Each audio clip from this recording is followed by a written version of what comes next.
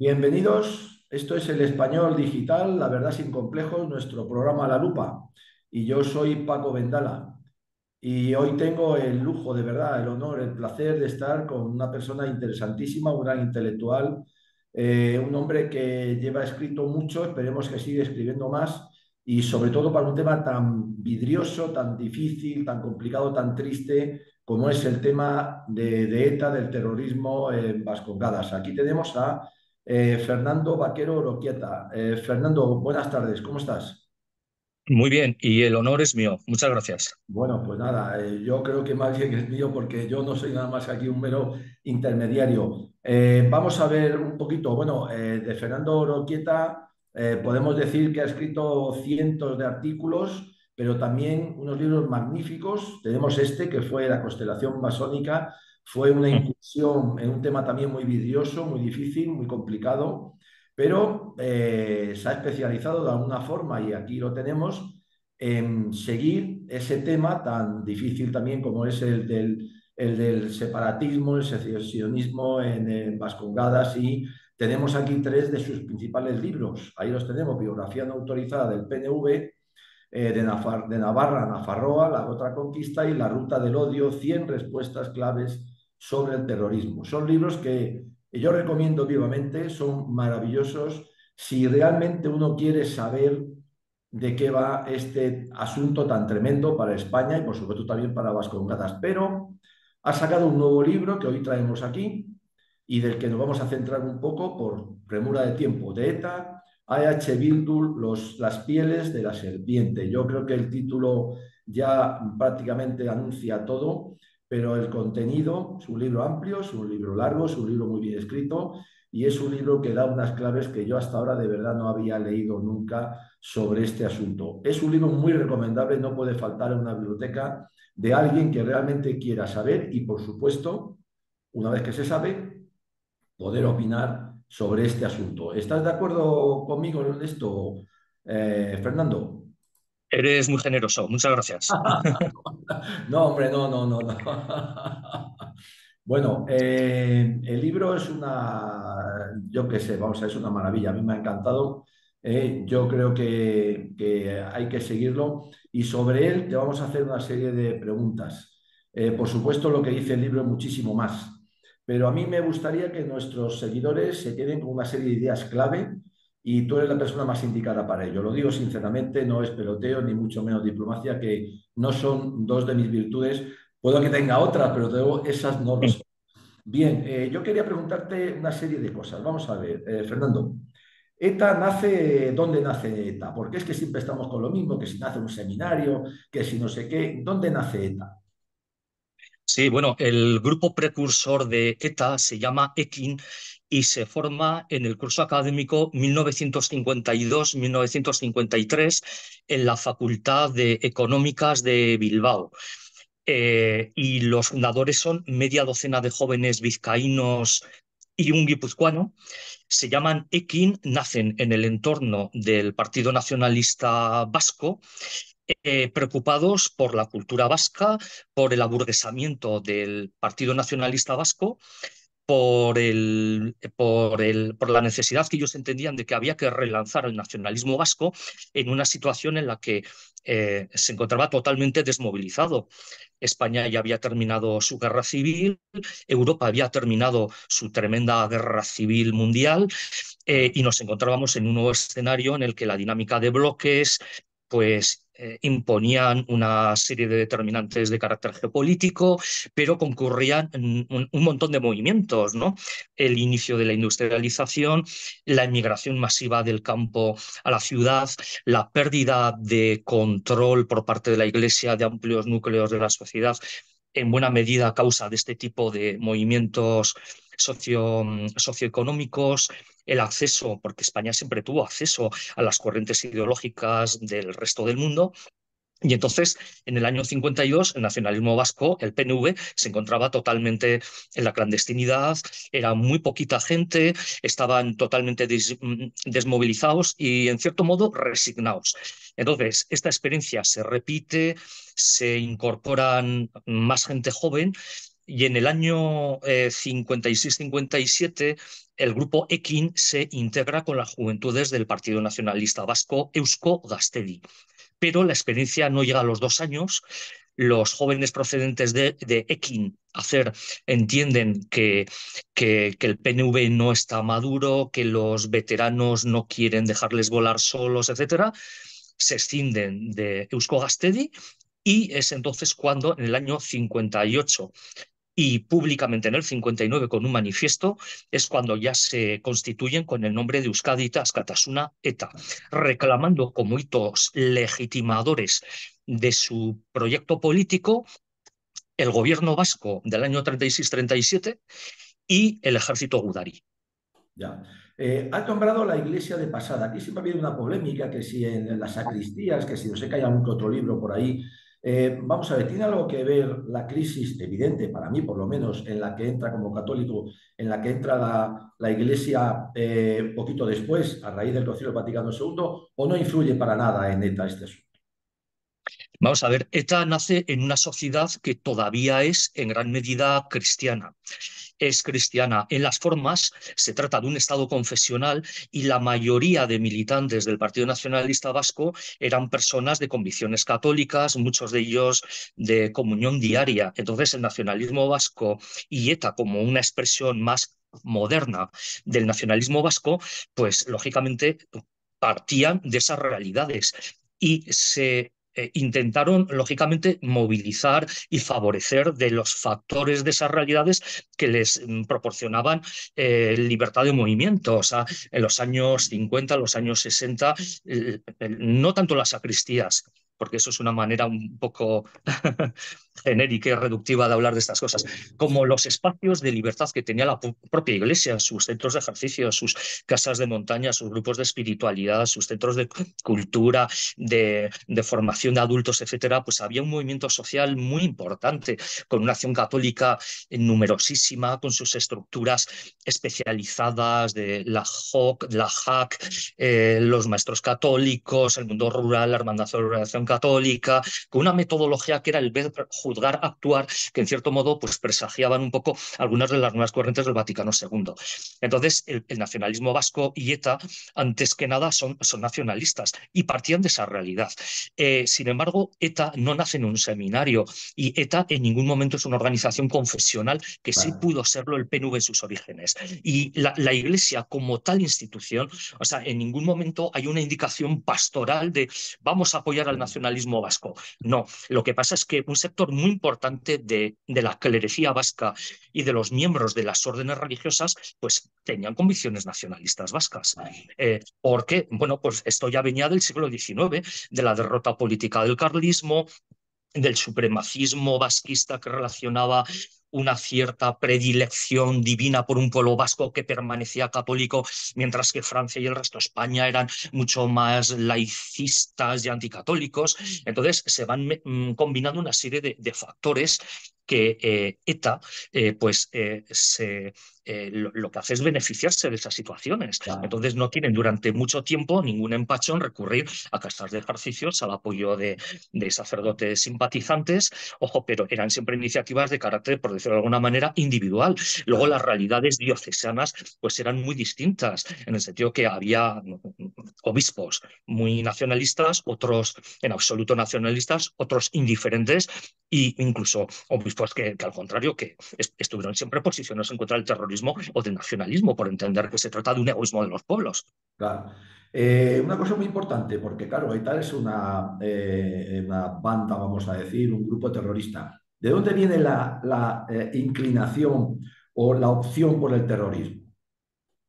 Sí, desde el principio ETA está muy atenta a los movimientos de liberación nacional que tienen lugar en el llamado Tercer Mundo, las Claro. guerrillas de América Hispana, de África, de Asia, pero también a los movimientos de liberación o movimientos críticos o movimientos antiimperialistas de la propia Europa y, claro. por supuesto, de los movimientos secesionistas que en Europa occidental pues habían planteado su propia guerra, bien en Irlanda del Norte, bien los corsos en Francia. En definitiva, va buscando modelos con los que converger, de los que nutrirse doctrinalmente, con los que buscar alianzas tácticas o estratégicas en un mundo en rápido cambio generacional, mental y geopolítico. Ya. Entonces, podemos decir que la opción por el terrorismo responde a un cálculo meditado, a un cálculo bien analizado por parte de ETA como opción o no. Es una cosa que surge de una manera impulsiva, vehemente, son jóvenes y bueno, la violencia, ya sabemos que a los jóvenes muchas veces les llama la atención más que una acción política. Sí, las primeras acciones de ETA son la colocación de varias bombas en Cantabria y en Vizcaya. Eh, Muy pronto los militantes de ETA se movilizan, se mueven en la clandestinidad, en la semiclandestinidad del País Vasco. Antes de saltar al santuario francés, a principios de los años 60 ya se tiene la costumbre de movilizarse armados. Eh, entonces, al impulso, a imitación pues de la mitología del ejército Gudari y de lo que está sucediendo en otros lugares del mundo, pues la atracción por las armas es realmente muy importante. Y efectivamente el terrorismo siempre es una opción libre, voluntaria, a partir de un cálculo coste-beneficio que entiende que unas medidas, unas acciones terroristas determinadas provocan no solo un mal físico, material y humano determinado, localizado en el objetivo concreto, sino que se extiende como las expansivas en una sociedad cada vez más interconectada por los medios de comunicación. Entonces, este terrorismo además es la época en la que numerosos teóricos teorizan sobre el terrorismo, sobre todo desde el marxismo-leninismo. Mao es un gran teórico del terrorismo y de la guerra irregular, de la guerra de posiciones, de la llamada guerra popular y prolongada de posiciones.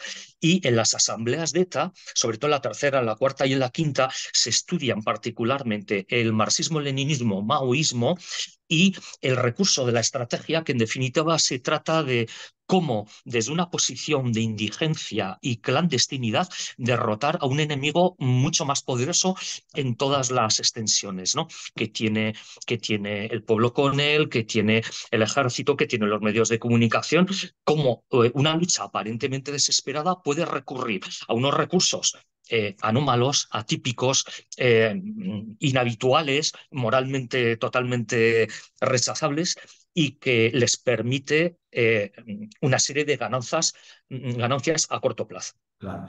En paralelo con esa opción fría, vamos a decir, meditada por el terrorismo, ¿ETA también desarrolla algún tipo de labor instrumentalizando de alguna forma movimientos sociales, culturales o no? ¿O se dedica exclusivamente a esa, digamos, entre comillas, lucha armada siempre rechazable, como tú bien has dicho? ¿Qué opinas? Sí, ETA, sin duda, desde el primer momento, sus objetivos son revitalizar el euskera, la cultura vasca y el relanzamiento del nacionalismo. Y para eso se especializan en estas dimensiones de la metapolítica, de la cultura, de la mentalidad común.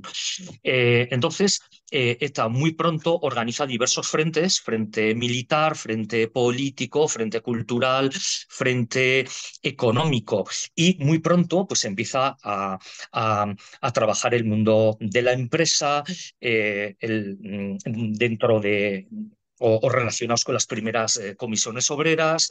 Se sigue moviendo en el mundo de las organizaciones apostólicas. Entonces, muy pronto se empiezan a especializar.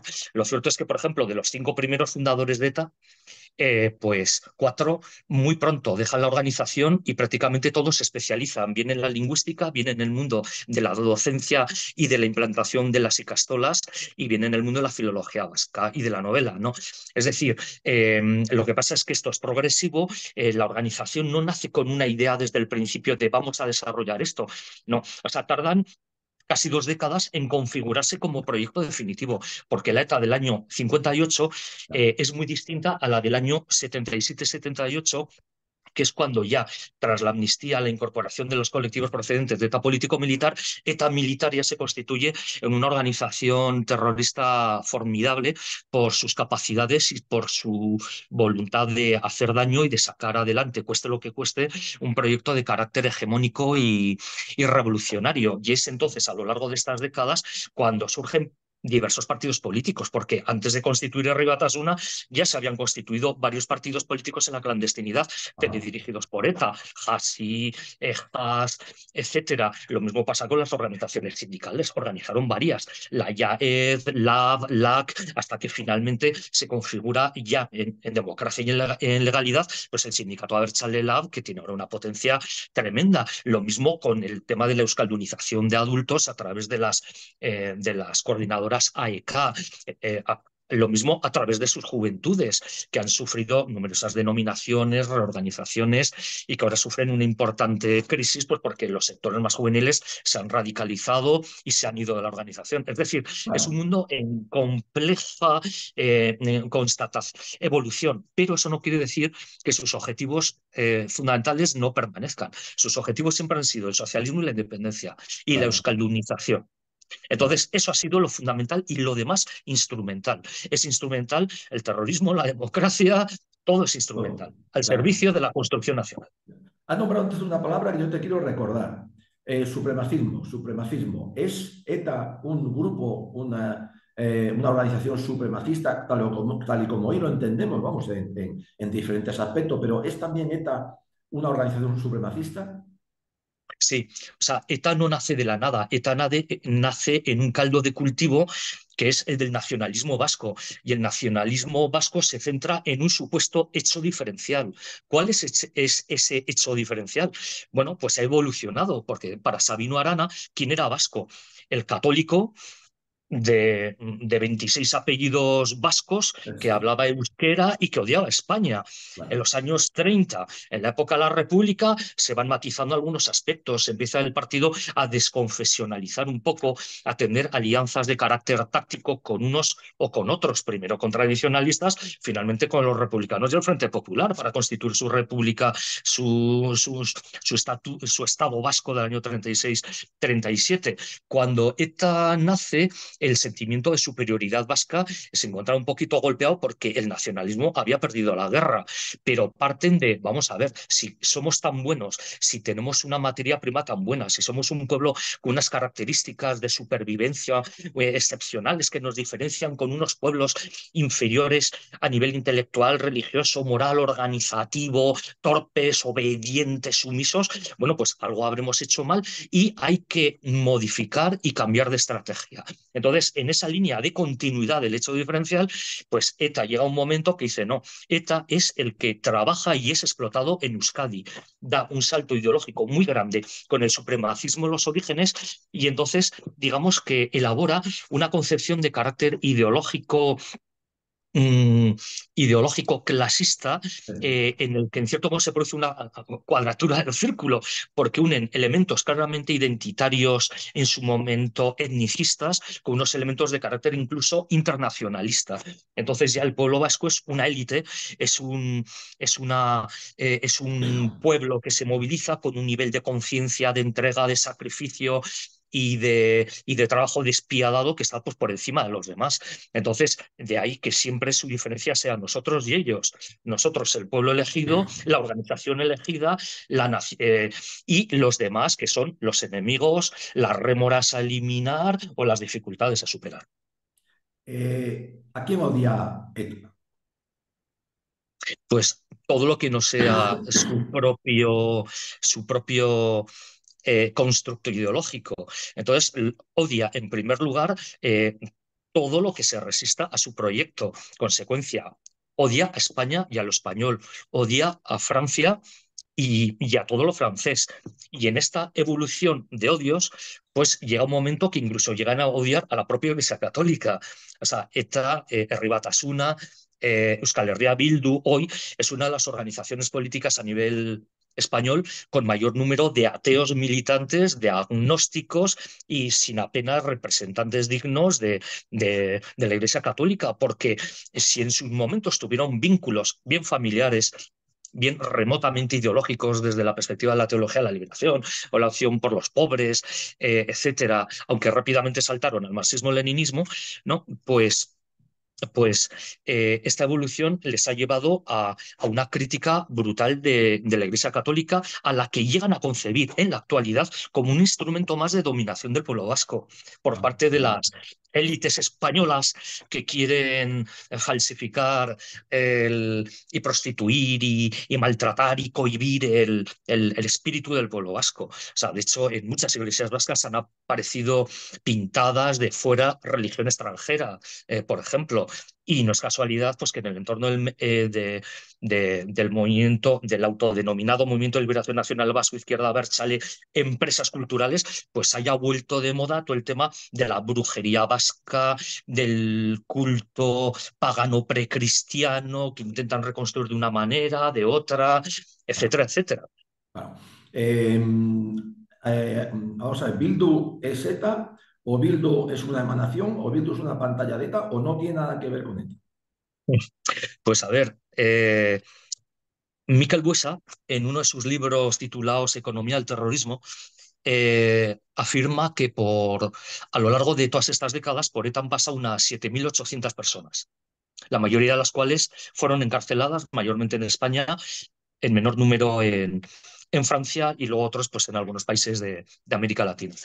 Eh, Toda esta gente, antes, durante o después de formar parte de ETA o de estar en ETA, mantenían cargos en otras organizaciones, bien Claro, como concejales, bien como miembros de Jarray en la Cale Borroca, bien como agitadores en Icastolas o en las calles o en la asociación de vecinos o en empresas culturales, que también han desarrollado muchas empresas culturales, desde centros culturales, editoriales, centros de euskaldunización de adultos, hasta grupos juveniles. Llegaron a montar una especie de asociación de pioneros al estilo de Cuba, de la Alemania Oriental, que sí, se llamaban Kimuak, brotes.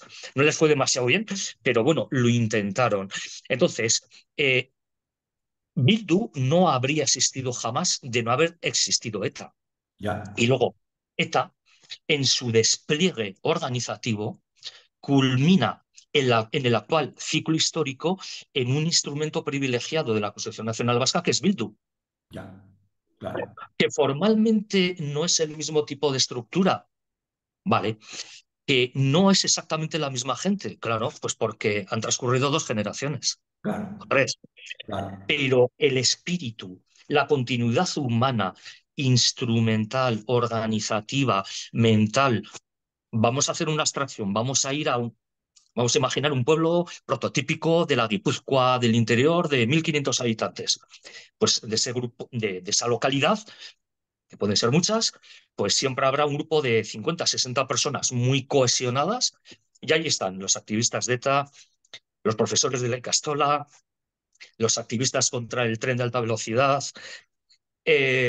los concejales de Bildu, son claro, los mismos. ya. Dos últimas preguntas, Fernando, maravilloso, de verdad interesantísimo. Qué pena con el tiempo que se nos agota siempre a los seres humanos, entre otras cosas también. Vamos a ver, ¿qué es para H. Bildu, qué es para ETA la democracia? Independientemente de que la democracia española es bastante extraña, ¿no? Pero la democracia es, para ellos es, ¿qué es para ellos el Estado de Derecho? ¿Qué es para ellos nuestra cultura? Bueno, para ellos la democracia es simplemente una oportunidad para arrancar y ganar posiciones de ventaja para la construcción de la nación vasca. Es decir, ellos nunca han aceptado la democracia burguesa porque entienden que su modelo político tiene que superar la democracia burguesa. Entonces, en su momento hablaron mucho de una democracia socialista, de una sociedad socialista. Lógicamente, en su momento, pues tenía menos interrogantes. La posibilidad de un partido único, pues no tenía ningún complejo en apuntarlo. En la actualidad es distinto. Bildu acepta porque le conviene, porque gana posiciones a corto y medio plazo, le merece la pena jugar con los recursos de la Claro, democracia española a la que odian. Entonces, la aceptan en la medida que les beneficia. Entonces, ¿qué les beneficia? Recurrirán a todos los instrumentos, a toda quiebra legislativa, a toda posibilidad normativa, a toda subvención presupuestaria que le permita ganar posiciones. Entonces no deja de ser una fase a superar, porque la democracia es española, es burguesa y española. Y ETA, en principio, odia tanto a España como a la propia burguesía. ya. Vamos a ver, la democracia, como dicen algunos, entre ellos Aznar, ha derrotado a ETA, la democracia, o España, no sé ya qué decir. ¿Qué opinas? Vamos a ver, a nivel policial, incuestionablemente. ETA fue derrotada por la policía española, sin lugar a dudas. Y la policía son las fuerzas y cuerpos de seguridad del Estado del actual régimen del 78. Por supuesto, podemos hacer muchas matizaciones, todo tipo de lucubraciones que no vienen a cuento. O sea, ETA es derrotada. Es derrotada porque tiene problemas de renovación de cuadros, porque caen constantemente cúpulas, porque sus mejores militantes son detenidos, porque la gente joven ya no se incorpora y la gente que se incorpora es una panda de drogadictos cuya principal inquietud es irse de marcha y ponerse hasta arriba de canutos y de drogas vascas, es decir, de hongos. Entonces, claro, encuentran unos problemas enormes de reclutamiento. España, además, alcanza un nivel de colaboración, las policías españolas con Francia, con los Estados Unidos, tecnológicamente alcanza un desarrollo muy potente, porque nada tenía que ver el año 77, cuando la gente se comunicaba con algunas pocas cabinas telefónicas, a los años de la globalización de Internet de la primera y segunda década del siglo XXI. Entonces, indudablemente, ETA como organización terrorista es derrotada. Pero sin lugar alguna. Lo que pasa es que desde una perspectiva política, cultural y mental, no se le combate hasta las últimas consecuencias. O Claro, sea, no se realiza un diagnóstico de, vamos a ver, ¿cuál es el problema? ¿El problema para la democracia española es ETA o un nacionalismo vasco agresivo que quiere claro, romper España? No, claro, se quedan en ETA y entonces, pues, el Partido Socialista mayormente, bueno, y podríamos hablar también del Partido Popular, sí, pues realizan un análisis a corto de hemos derrotado a la bestia. Bueno, pues las cosas se van a ir normalizando y con dinero se irá solucionando. Pues no, con dinero claro, las cosas no se solucionan porque el nacionalismo quiere una construcción nacional.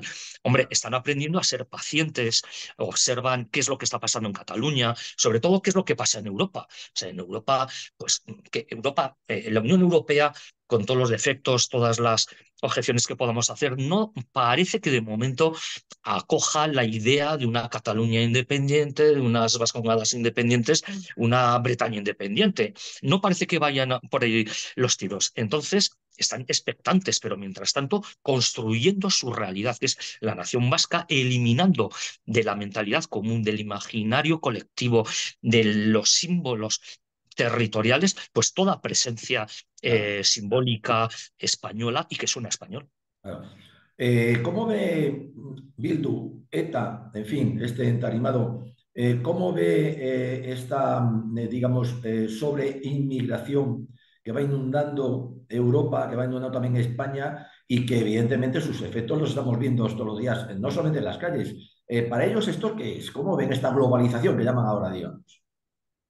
Pues oficialmente eh, toda la autodenominada izquierda abertzale, incluidas sus facciones más radicales, se mantienen en línea del multiculturalismo, de la globalización, de la acogida del inmigrante, y lo que se ofrece es: ya los integraremos con el idioma, ya los integraremos con el olenchero en Navidad, ya los integraremos con nuestra rica cultura, con las subvenciones, con una integración laboral prudente, vamos a evitar guetos.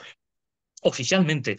Sin embargo, hace unos meses, uno de los principales teóricos de la izquierda abertzale, el señor Esparza, uno de los fundadores de la editorial Salaparta y uno de los grandes intelectuales orgánicos de este mundo, publicó un artículo impresionante, impresionante en Diario de Noticias en el que hablaba precisamente del peligro de la inmigración y Ah, en el que decía, yo como Gandhi abriré las ventanas de mi casa, pero no permitiré que derriben los muros. Entonces, ah, claro, generó una polémica enorme porque, claro, él es una persona muy lúcida, siempre ha ido un poquito por delante, seguramente, del resto de la izquierda abertzale. Entonces, pues generó un debate interno tremendo. Le acusaron de racista, le acusaron de claro, todo, pero sin embargo fue una discusión que a mí me pareció muy, muy interesante porque es un intelectual orgánico que ve los problemas reales de su tafalla, de su Navarra, de claro, su querida patria, y claro, ve, porque es de las personas que va a los bares, que va a los barrios, que va a la empresa, que va a su librería, a su editorial, sabe lo que hay. Y entonces, pues ve que hay mucha gente que no se integra. Porque no claro, quiere, porque no puede, y entonces es claro, consciente de que el País Vasco todavía no pierde población. Las claro, últimas encuestas del año 2021-22 ha aumentado en torno a 10.000 habitantes en la población de Vascongadas, pero sí que está aumentando la edad media de claro, los habitantes de Vascongadas. ¿Y por qué no ha perdido población? Pues porque 16.000 personas han emigrado en un año a Vascongadas en Navarra. Pero claro, ojo, solo han nacido 14.000 vascos, de los claro, cuales casi un 40% son hijos de madre extranjera. Es claro, decir, va a haber un problema de integración. ¿Va a ser suficiente el euskera? Pues hay gente que dice, pues tal como van las cosas, no. Pero claro, tienen el miedo de cómo conciliar esa percepción de la realidad que les lleva a andar. Pero si vamos a terminar adoptando juicios o realizando análisis que nos vinculan más con la derecha populista europea que con el movimiento progresista mundial. Entonces tienen claro, ahí unas contradicciones importantes que van importante. a ir aumentando. Claro. Sabemos que han quedado sin, en la impunidad muchos atentados de ETA. ¿Esto cómo lo ves? Porque sí, con impunidad, Fernando, yo creo que no se puede transigir. ¿Cómo lo ves? Vamos a ver, una sociedad madura, una sociedad sana, no puede dejar capítulos sin explicar, Claro, no pueden quedar duelos sin cubrir, no puede quedar huérfana de explicaciones, de razones y de historia. No solo es que haya 367 o 97 asesinatos pendientes de resolver, es que en buena parte de los 600 asesinatos más que más o menos han resuelto, tampoco todos los cómplices fueron ni descubiertos ni enjuiciados. Pero no solo eso, es la presión cotidiana, las amenazas, el bullying social, el control social informal y formal realizado contra el disidente, contra la gente que no opinaba, como ellos, que provocó un exilio de 180.000 personas. claro, Entonces, ha habido mucho sufrimiento, ha habido mucho dolor, ha habido mucho mal, o sea, estructuras de pecado, que diría Juan Pablo II, ¿no? claro, Estructuras de pecado que todavía perviven, y entonces eso genera pues unos comportamientos perversos en la sociedad, un mirar a otra parte, una doble vara de medir, un odio hacia el diferente, y esto no se ha sanado. claro, Entonces, el terrorismo es la punta del iceberg del malestar social que vive Vascongadas y Navarra. Lo que pasa es que claro, vivimos en sociedades consumistas, de un nivel económico aparentemente potente, todavía con unos buenos indicadores económicos, y entonces, bueno, pues la gente pues, tiene que adaptarse, tiene que vivir, y entonces estas cuestiones pues siempre parece que están enterradas en un segundo plano. Pero claro, es la dinámica de las sociedades. Vivimos claro, en unas sociedades cada vez más atomizadas, más individualistas, más ajenas al desarrollo, a la búsqueda del bien común. Y claro, y en este magma de ideas, de vivencias, de situaciones, pues realmente encontramos muchísimas asignaturas pendientes que claro. desde luego no, si no se resuelven, pues menos herramientas tendrán las nuevas generaciones para entender qué ha pasado, qué está pasando y cómo afrontar los retos del futuro. Claro. Pues bueno, interesantísimo. Yo creo que es una maravilla. De verdad, para intelectuales, yo creo que tú has nombrado a un tal Esparza, pero yo creo que tú, Fernando, de verdad nos has dado una lección. Yo creo que han quedado muchas cosas claras, que era el objetivo de esta entrevista. Yo recomiendo que se compre este libro, más los tres anteriores tuyos. Yo creo que son esenciales. Lo que hemos dicho hoy ha sido un 10% de lo que tú explicas en profundidad y con datos en ese libro, que es una maravilla, por cierto. Y bueno, pues solamente me queda pues agradecerte de verdad tu gentileza, tu tiempo, tu esfuerzo y comunicarnos tu saber, Fernando. Muchísimas gracias. Permíteme una aclaración. Sí, la que En quieras. Navarra, en Navarra, cuando hablamos de estas cosas, podemos referirnos a tres esparzas distintos. El Ah, presidente de Unión del Pueblo Navarro, sí, evidentemente no es. no es. No. José Javier Esparza, nuestro gran intelectual del Toro Sí, Televisión, de apellido Navarro, aunque valenciano de origen y afincado en Madrid, tampoco me refería a este Esparza. sí. Es, es Esparza, el editor de Chalaparta, de Tafalla, y un intelectual de la izquierda abertzale. Es decir, no No, quiero no. confundir a alguno de nuestros generosos oyentes. No, no, ha quedado claro. Sí, Además, sí. por lo que has dicho de él, no podía ser ninguno de los otros dos. O sea que, no, no, pero vamos, viene bien la aclaración porque todo hay que Sí, dejarlo en su justo sitio. De verdad, Fernando, sí. muchísimas gracias. Nos queda apenas, no sé si son 20 segundos, me están avisando. Te emplazamos a otra ocasión y desde luego, por favor, tus artículos, que son muchos, aquí tienen su casa siempre. Muchísimas gracias, Fernando, de verdad. Un abrazo muy Muchas gracias y ha sido un honor. Gracias. fuerte.